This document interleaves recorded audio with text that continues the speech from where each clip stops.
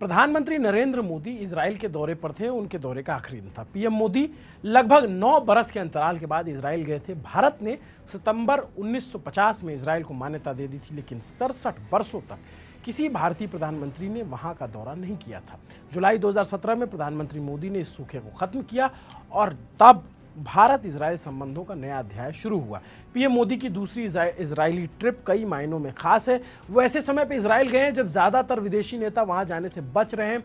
Gaza war में बच्चों और बेगुनाहों की हत्या को लेकर इजराइल पर गंभीर आरोप लग रहे हैं। इजरायली पीएम बेंजामिन नेतन्याहू के खिलाफ आईसीसी ने वारंट निकाल रखा है। और दूसरी चीज, इस समय मिडिल ईस्ट में भारी उथल पुथल मची हुई है। अमेरिका ईरान पर हमले की तैयारी कर रहा है। यह हमला जब भी होगा इजराइल उसमें जरूर शामिल होगा। अब सोचिए, ईरान और भारत के संबंध इजराइल से भी पुराने हैं। एक समय तक भारत तेल के लिए ईरान पर निर्भर हुआ करता था। दोनों देशों के बीच पाकिस्तान होकर पाइपलाइन बिछाने के भी प्लान बने थे या बन रहे थे, लेकिन इस पर अमल नहीं हो पाया। बाद में भारत ने ईरान से तेल खरीदना बंद कर दिया। हालिया दिनों में भारत का ईरान कनेक्शन काफी हद तक चाबहार पोर्ट तक सीमित रह गया था, लेकिन इस बार के बजट में उसके लिए भी कोई पैसा अलॉट नहीं किया गया। आज के समय में भारत का झुकाव इजराइल की तरफ साफ दिखता है। भले ही इजराइल के दौरे पर ईरान की चर्चा न हुई हो, लेकिन प्रधानमंत्री के जाने से मैसेज तो यही गया है कि वो इजराइल के साथ है, भारत इजराइल के साथ है। लेकिन भारत इजराइल के साथ दोस्ती क्यों बढ़ा रहा है? भारत इजराइल संबंधों का इतिहास क्या है और पीएम मोदी के हालिया दौरे से देश को हासिल क्या होगा? नमस्ते, अभिनव पांडे नाम है मेरा और न्यूज पिंच पर आपका स्वागत है। आज कहानी भारत और इजराइल के संबंधों की प्रधानमंत्री के दौरे को केंद्र में रखते हुए। सबसे पहले टाइमलाइन देख लेते हैं। नवंबर 1947 में फिलिस्तीन के पार्टीशन प्लान पर यूएन जनरल असेंबली में वोटिंग हुई। तब तक इजराइल नहीं बना था। उसका भविष्य पार्टीशन प्लान के बेसिस पर डिसाइड होना था। वोटिंग के दिन 33 देशों ने प्लान के समर्थन में वोट डाला। 13 देश खिलाफ थे, इनमें से एक भारत भी था। भारत ने फिलिस्तीन के बंटवारे का विरोध किया था उस समय, लेकिन तब से अब तक में बहुत पानी बह चुका है। 14 मई 1948 को डेविड बेन गुरियन ने इजराइल की स्थापना की, जो उनके फाउंडिंग फादर कहे जाते हैं, लेकिन भारत ने तब मान्यता नहीं दी। उसे मान्यता देने में 2 बरस लगे। सितंबर 1950 में इजराइल को देश के तौर पर स्वीकार किया, मगर डिप्लोमेटिक रिश्ते हमने कायम नहीं किए। फिर 1962 में भारत और चीन के बीच जंग शुरू हुई। तब इजराइल के प्रधानमंत्री डेविड बेन गुरियन ने सिंपैथी जताई। उन्होंने हथियारों की मदद भी ऑफर की। भारत को उन हथियारों की सख्त जरूरत थी। पंडित नेहरू ने मदद मांग ली, लेकिन इस रिक्वेस्ट के साथ कि हथियारों वाले जहाज पर इजराइल का झंडा नहीं होना चाहिए। बेन गुरियन नहीं माने। उन्होंने कहा नो फ्लैग नो वेपन्स। आखिर में भारत को रिक्वेस्ट वापस लेनी पड़ी। इजराइल से हथियार भी आए और उनके जहाज पर इजराइल का झंडा भी लगा था। साल आता है 1965। 1965 और 1971 में भी इजराइल ने भारत को गुप्त तरीके से हथियार दिए। 1971 के वॉर में पाकिस्तान की मदद अमेरिका कर रहा था, ये दुनिया जानती है। दूसरी तरफ इजराइल और अमेरिका की दोस्ती भी परवान चढ़ रही थी। वो मिडिल ईस्ट में अमेरिका का सबसे बड़ा स्ट्रेटेजिक पार्टनर था। इसके बावजूद इजराइल ने भारत को हथियार दिए थे। उसकी कोशिश थी कि भारत के साथ डिप्लोमेटिक रिलेशंस बन जाएं, लेकिन भारत सोवियत संघ को तब नाराज नहीं करना चाहता था। दूसरी वजह इजराइल फिलिस्तीन का विवाद भी था। भारत में हमेशा 2 स्टेट सॉल्यूशन का समर्थन किया है। यह थ्योरी कहती है कि इजराइल के बराबर में फिलिस्तीन भी देश बने। इजराइल के साथ खुलकर आने से अरब देशों के साथ संबंध बिगड़ सकते थे, इसलिए फुल डिप्लोमेटिक रिलेशन का प्लान लंबे समय तक ठंडे बस्ते में रहा। साल 1974 भारत में यासिर अराफात के फिलिस्तीनी लिबरेशन ऑर्गेनाइजेशन को उन्होंने मान्यता दी। भारत ने पीएलओ, जो कि नई दिल्ली में अपना दफ्तर खोलने का उन्हें मौका मिला। यासिर अराफात फिलिस्तीन के एक बड़े नेता हुआ करते थे। एक तरीके से आप समझिए कि एक ज़माने में उनकी बहुत चलती थी। 1988 में भारत ने फिलिस्तीन स्टेटहुड को मान लिया, लेकिन इजराइल के साथ संबंध पर्दे के पीछे रहे। हालांकि 1980 के दशक में आखिरी वर्षों में इजराइल और पीएलओ शांति समझौते पर बात करने लगे थे। फिर 1991 में सोवियत संघ टूट गया, सबको पता है।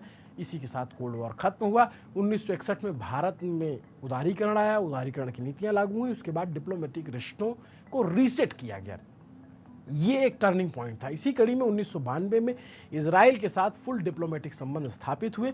उससे पहले भारत ने पीएलओ के मुखिया यासिर अराफात को भरोसे में ले लिया था, उसके बाद ही मंजूरी दी गई थी। फिर 1992 में भारत ने तेल अवीव यानी इजराइल की राजधानी और इजराइल ने नई दिल्ली में अपना दूतावास खोला और डिप्लोमेटिक संबंध बन गए। 1999 के करगिल वॉर तक दोनों देशों के रिश्ते पटरी पर आ चुके थे। जब पाकिस्तान ने करगिल पर हमला किया उस समय इजराइल ने अपने इमरजेंसी स्टॉक से निकालकर हमें हथियार दिए थे।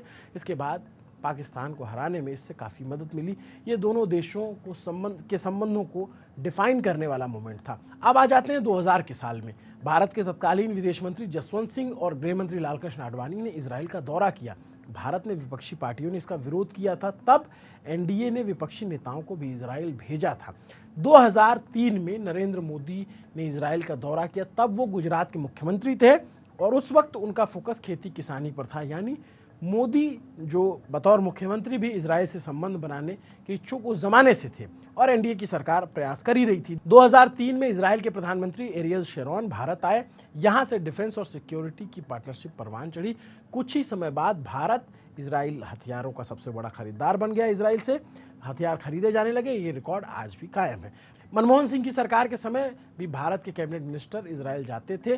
2012 में विदेश मंत्री एसएम कृष्णा गए। उस दौरे पर साइंस, टेक्नोलॉजीज और एग्रीकल्चर जैसे टॉपिक्स पर बात हुई। भारत मिलिट्री और डिफेंस पार्टनरशिप को जाहिर करने से बचता था। लेकिन 2014 के साल में ये झिझक खत्म हो गई। मई 2014 में नरेंद्र मोदी देश के प्रधानमंत्री बने। मैं नरेंद्र दामोदर दास मोदी उन्होंने इजराइल की तरफ गर्मजोशी से हाथ बढ़ाया। उनके समय में डिफेंस और मिलिट्री पार्टनरशिप पर खुलकर बात होने लगी। पब्लिक स्टेटमेंट में इसका जिक्र होने लग गया। फिर 2015 में प्रणब मुखर्जी इजराइल गए। वो इजराइल जाने वाले देश के पहले राष्ट्रपति थे। इसके ठीक 2 बरस बाद प्रधानमंत्री नरेंद्र मोदी खुद इजराइल गए। वो इजराइल का दौरा करने वाले पहले भारतीय प्रधानमंत्री बने। इस ट्रिप में उन्होंने फिलिस्तीन को शामिल नहीं किया। ये भारत की फॉरेन पॉलिसी में आया एक बड़ा शिफ्ट था। आमतौर पर जब भी भारत से कोई नेता इजराइल जाता था तो उसको फिलिस्तीन भी जाना होता था। ये कटसी कॉल हुआ करती थी, लेकिन प्रधानमंत्री नरेंद्र मोदी ने पूरी तरीके से इसे नजरअंदाज किया। अब कट टू 2026 लौट आते हैं हालिया दौरे पर, जब प्रधानमंत्री नरेंद्र मोदी फिर इजराइल गए और इस बार भी वो फिलिस्तीन नहीं गए। लेकिन इस बार जियोपॉलिटिकल सिचुएशन पूरी तरीके से बदली हुई है, इसलिए उनकी ट्रिप को रिस्की कहा जा रहा है। इसको 3 पॉइंटर में हम समझ लेते हैं। नंबर 1, 2017 और 2026 दोनों वक्त में नरेंद्र मोदी और बेंजामिन नेतन्याहू अपने अपने देश में प्रधानमंत्री हैं, लेकिन उनके स्ट्रेचर में काफ़ी अंतर आ चुका है। 2017 में दोनों नेता लोकप्रियता के चरम पर थे, शिखर पर थे। उनके फैसलों पर बहुत कम आवाज़ उठाई जाती थी या उसका विरोध होता था। लेकिन 2026 में सिचुएशन बदल चुकी है। इजराइल में नेतन्याहू के खिलाफ करप्शन के केसेस चल रहे हैं। जुडिशरी से उनका झगड़ा चल रहा है। आईसीसी ने उनके खिलाफ अरेस्ट वारंट निकाला हुआ है और गाजा जंग को लेकर के उनसे सवाल पूछे जा रहे हैं। दूसरी तरफ नरेंद्र मोदी की छवि भी थोड़ी कमज़ोर पड़ी है। 2017 में उनके पास प्रचंड बहुमत था। अभी वो गठबंधन की सरकार चला रहे हैं। एप्स्टीन फाइल में उपजे विवाद से और भी उसमें घिर गए वो। एप्स्टीन फाइल्स में उनका नाम पहले इजराइल की ट्रिप की वजह से आया था, इसलिए इस दौरे पर बहुतों की नज़र थी। नंबर 2, अक्टूबर 2023 में शुरू हुई इजराइल हमास जंग अंतिम चरण में है। पोस्ट वॉर गाजा को चलाने के लिए डोनाल्ड ट्रंप ने बोर्ड ऑफ पीस बनाया है। इसमें इजराइल बड़ा स्टेक होल्डर है। ट्रंप ने भारत को भी न्योता दिया है। ट्रंप चाहते हैं कि भारत भी उसमें जाए, लेकिन उससे भारत ने अभी तक मेंबरशिप नहीं ली है। बोर्ड ऑफ पीस का मकसद गाजा पट्टी को रियल एस्टेट साइट के तौर पर डेवलप करना है। ये 2 स्टेट सॉल्यूशन को पूरी तरह दरकिनार करता है। ये भारत के सिद्धांतों के खिलाफ भी है, लेकिन उसको अमेरिका और इजराइल के साथ अच्छे संबंध भी रखने हैं। इस सिचुएशन में भारत कैसे नेविगेट करेगा, ये देखना बड़ा दिलचस्प होगा। तीसरा पॉइंट है अमेरिका ईरान विवाद। अमेरिका ने दूसरा एयरक्राफ्ट कैरियर मिडिल ईस्ट की तरफ भेज दिया है। इस तरह का मिलिट्री बिल्डअप अमेरिका ने 2003 में किया था। तब उसने सद्दाम हुसैन को इराक की कुर्सी से उतारा था। अमेरिका इस बिल्डअप के जरिए ईरान को झुकाना चाहता है। उससे 3 डिमांड्स उसने रखी है। सारा न्यूक्लियर मटेरियल ईरान से हटाओ, बैलिस्टिक मिसाइल प्रोग्राम पर ताला लगाओ और प्रॉक्सी गुटों की मदद करना बंद कर दो, जिसको ये आतंकी संगठन मानते हैं। ईरान का कहना है कि हमारा न्यूक्लियर प्रोग्राम पीसफुल पर्पस के लिए है, हम कोई बम नहीं बना रहे। उसने मिसाइल प्रोग्राम और प्रॉक्सी ग्रुप को डील से अलग रखने की बात भी कही है, लेकिन अमेरिका अपने स्टैंड से पीछे हटने को तैयार नहीं है। अमेरिकी राष्ट्रपति ट्रंप ने पिछले हफ्ते 10 से 15 दिनों की डेडलाइन बताई थी। बातचीत जिस दिशा में जा रही है उसमें मिलिट्री कॉन्फ्लिक्ट का खतरा बढ़ता हुआ नजर आ रहा है और आशंका है कि किसी भी रोज जंग शुरू हो सकती है। अगर जंग हुई तो इजराइल अमेरिका का साथ देगा। ये जंग पूरे मिडिल ईस्ट में फैल सकती है। ऐसे माहौल में पीएम मोदी इजराइल गए, इससे पता चलता है कि भारत इजराइल के संबंधों को कितनी तरजीह दे रहा है ऐसे माहौल में जाने के बाद। लेकिन सवाल है कि भारत को इससे क्या मिलेगा। भारत और इजराइल का रिश्ता मेनली डिफेंस और सिक्योरिटी कोऑपरेशन पर टिका है। इजराइल उन चुनिंदा देशों में से है जो भारत को हथियारों के साथ साथ टेक्नोलॉजी भी देने के लिए तैयार है। आमतौर पे हम हथियार खरीद लाते हैं, लेकिन वो हमें अपनी तकनीक नहीं बताते ताकि हम उनके जैसा हथियार ना बना सकें। लेकिन अगर इजराइल के साथ हमारी डील हो जाती है तो फिर ना सिर्फ फौज को मॉडर्नाइज करने में मदद मिलेगी, बल्कि मेक इन इंडिया को भी बढ़ावा मिलेगा। दूसरी चीज़, नवंबर 2025 में इजराइल के रक्षा मंत्री भारत आए थे। उस दौरे पर डिफेंस पार्टनरशिप पर MOU साइन हुआ था। पीएम मोदी की विजिट से उसको रफ्तार मिलेगी। तीसरी चीज़, उनके बीच India Middle East Europe economic corridor का मुद्दा भी है। ये कॉरिडोर भारत को सीधे यूरोप से जोड़ेगा, इससे ट्रेड करने में आसानी होगी। इजराइल इस कॉरिडोर का अहम हिस्सा है। इन सब के अलावा एग्रीकल्चर, डेयरी, AI, इंटेलिजेंस जैसे सेक्टर्स में भी इजराइल भारत को बहुत कुछ दे सकता है, वो भारत की मदद कर सकता है। अब ये समझते हैं कि प्रधानमंत्री मोदी की ट्रिप से इजराइल को क्या फ़ायदा मिला। पॉइंट नंबर 1, गाजा जंग के बाद बहुत कम विदेशी नेता इजराइल गए हैं। कई देशों ने नेतन्याहू को गिरफ्तार करने की चेतावनी दी, इसलिए नेतन्याहू कम फॉरेन ट्रिप करते हैं। अब अगर करंट सिनारियो की बात करें तो ईरान के खिलाफ जंग का खतरा मंडरा रहा है। कोई भी देश इसके बीच में नहीं पड़ना चाहता, फिर भी सबसे बड़े लोकतंत्र के शीर्ष नेता उनके यहाँ पहुंचे। इजराइल के लिए ये मॉरल बूस्टर का काम करेगा। Point number 2, Israeli prime minister Netanyahu domestic politics में बुरी तरीके से गिरे हैं। न्यायपालिका में सुधार के लिए लाए गए बिलों पर उनकी अच्छी खासी आलोचना हो रही है। गाजा में जंग होने से पहले तक देश में प्रोटेस्ट चल रहे थे। अभी तक प्रधानमंत्री मोदी संसद में भाषण देने गए थे। जब आपने देखा होगा, विपक्षी नेताओं ने उनके भाषण के दौरान बॉयकॉट की धमकी दी थी और बाद में बायकॉट किया। ये बायकॉट मोदी का बायकॉट नहीं था, ये बायकॉट नेतन्याहू के खिलाफ था, क्योंकि उनकी सरकार ने सुप्रीम कोर्ट के चीफ जस्टिस को बुलाने से मना कर दिया था। फिर भी प्रधानमंत्री मोदी की विजिट को नेतन्याहू अपनी जनता के सामने उपलब्धि की तरफ दिखा सकते हैं।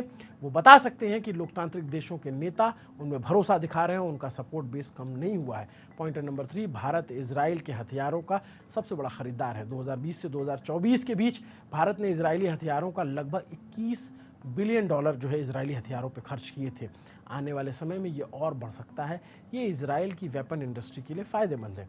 इजराइल दौरे पर अब तक क्या क्या हुआ है, ये आपको मैं एक बार आखिर में चलते चलते टाइमलाइन से बता देता हूँ। 25 फरवरी को प्रधानमंत्री का विमान तेल अवीव के बेन गुरियन एयरपोर्ट पर उतरा। एयरपोर्ट पर इजरायली प्रधानमंत्री नेतन्याहू खुद ही आए, उनका स्वागत किया। उसी रोज़ मोदी ने इजराइल की संसद क्लेंसेट को संबोधित किया। ऐसा करने वाले वो पहले भारतीय नेता बने। संसद में दिए भाषण में पीएम मोदी ने भारत को इजराइल का सच्चा दोस्त बताया। उन्होंने कहा कि भारत हमेशा इजराइल के साथ खड़ा रहेगा। सुनिए उन्होंने क्या कहा है। Honorable members, it is a privilege and an honor for me to stand before this distinguished House. I do so as the Prime Minister of India and also as a representative of one ancient civilization addressing another. I bring with me the greetings of 1.4 billion Indians and a message of friendship, respect, and partnership. I thank you, Mr. Speaker, for your kind invitation. Netanyahu ने भी भारत को फायदेमंद सहयोगी कहा था। इस भाषण के बाद उन्होंने भी ये कहा कि मोदी मेरे लिए खास दोस्त हैं, भाई हैं। 26 फरवरी को प्रधानमंत्री मोदी होलोकॉस्ट मेमोरियल गए। फिर उन्होंने इजराइल के राष्ट्रपति इसहाक हर्जोग से मुलाकात की। इसके बाद नेतन्याहू के साथ बायलैटरल मीटिंग हुई। फिर प्रधानमंत्री मोदी इजराइल में मौजूद भारतीय प्रवासियों से मिले। इसी के साथ उनका ये ऐतिहासिक इजराइल दौरा ख़त्म हो गया, लेकिन इसका असर आने वाले दिनों में दिखता रहेगा। ये पूरी डिटेल रिपोर्ट हमने आपके लिए इसलिए तैयार की ताकि आप हिस्ट्री का थोड़ा ब्रीफ जान सको, फिर करंट सिनेरियो को समझ सको। उम्मीद करता हूँ कि आपको ये रिपोर्ट पसंद आई होगी, और अगर आपको ऐसी रिपोर्ट पसंद है और आप चाहते हैं कि हम ऐसी और डिटेल्ड फॉरेन अफेयर्स की रिपोर्ट लेकर आते हैं तो कमेंट करके ज़रूर बताइएगा। नमस्ते, अभिनव पांडे नाम है मेरा। आपके लिए रिपोर्ट लिखी थी हमारे साथी अभिषेक ने। देखते रहिए न्यूज़ पिंच को सब्सक्राइब करते रहिए। हमारी ताकत बढ़ेगी तो हम आपके लिए ऐसी रिपोर्ट्स लाते रहेंगे। Thank you.